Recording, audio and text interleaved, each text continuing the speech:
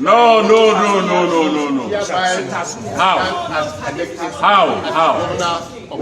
How? This man is not the returning officer. He's the resident electoral officer of Adamawa State. He has no power to declare Binani the winner of the election. This is a treasonable offense. Even the commissioner of police beside him should have called him to order or walked out to show he's not part of it. This man didn't read any scores of the candidates. He just declared Binani.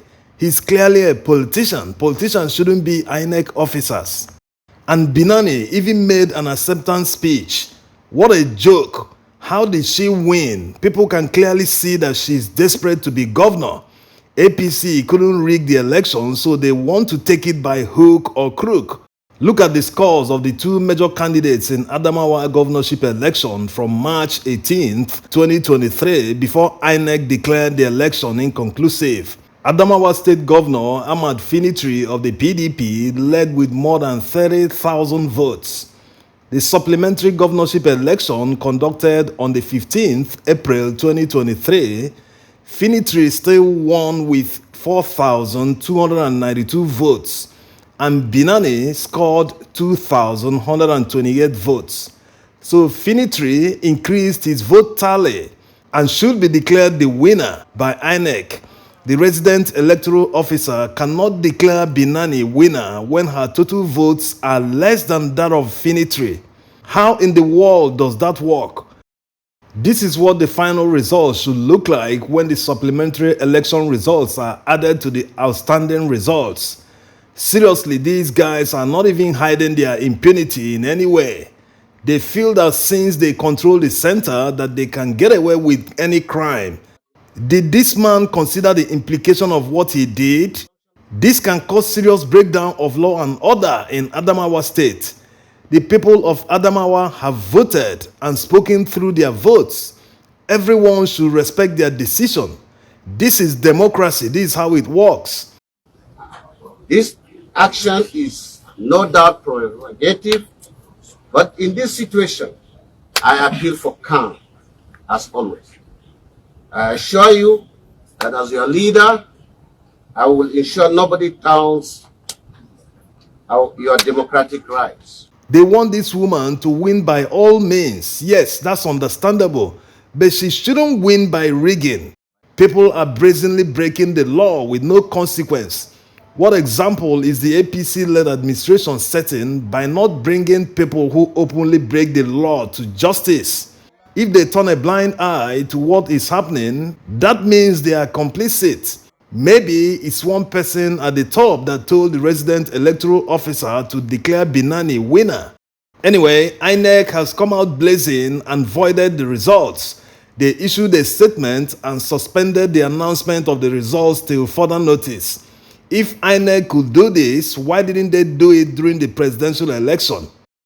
Now, let's see other winners that emerged after the supplementary elections held around the country.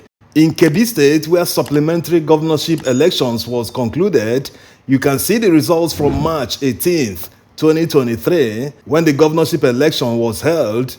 The APC candidate Nasiru Idris had an insurmountable lead of more than 40,000 votes over the PDP candidate Aminu. Aminu couldn't pull any surprise in the supplementary election. Instead, Idris increased his vote tally by more than 20,000 votes. You can see the results of the supplementary election held in Kebbi State. The PDP candidate scored 19,925 votes.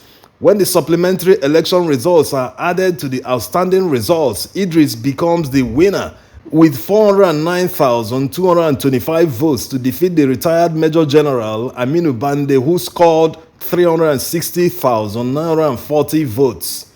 Congratulations. Next is Plateau Central Senatorial District, where a winner has emerged. APC's Plank won the election. He scored 131,129 votes to defeat the PDP candidate, who scored 127,023 votes.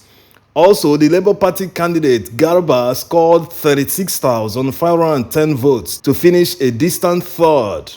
Now to Yobe State, where another senatorial election was decided in the Yobe South Senatorial District.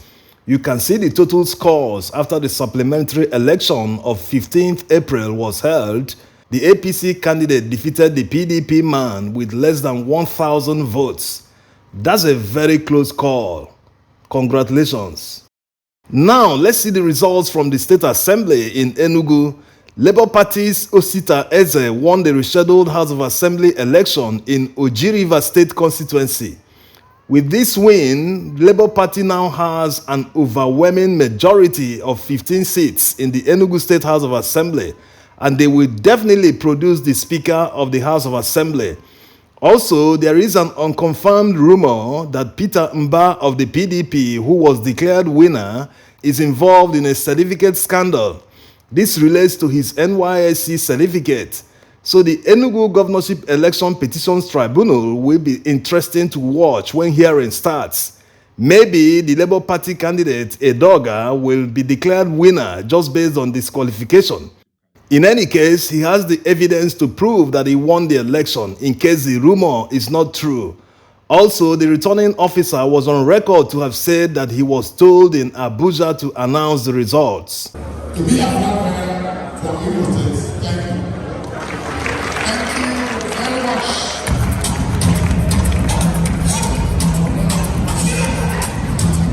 Now to Imo State, where the Labour Party conducted the governorship primaries. As you are aware, Imo State is among the states that their governorship election is off-season.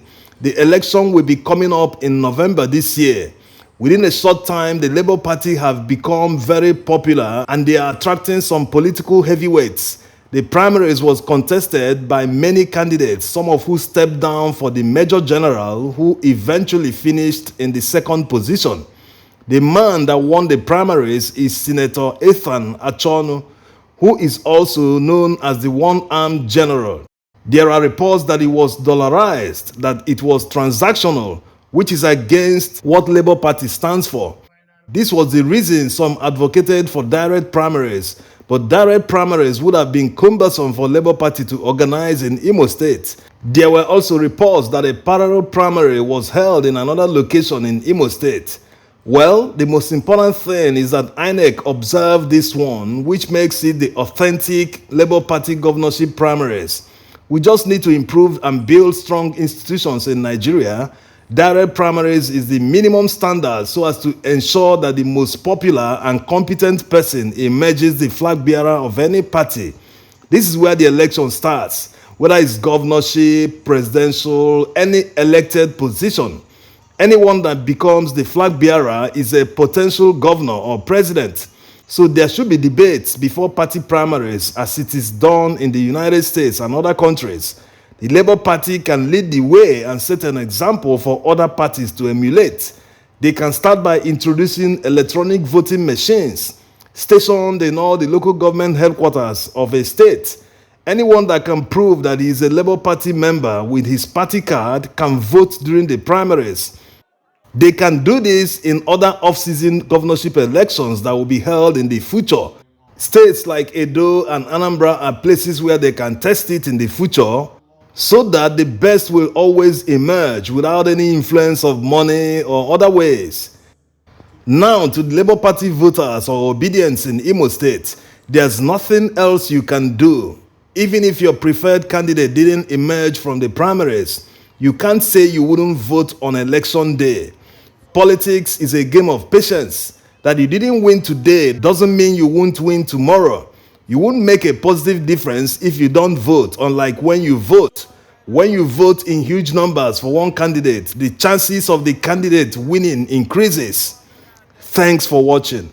Go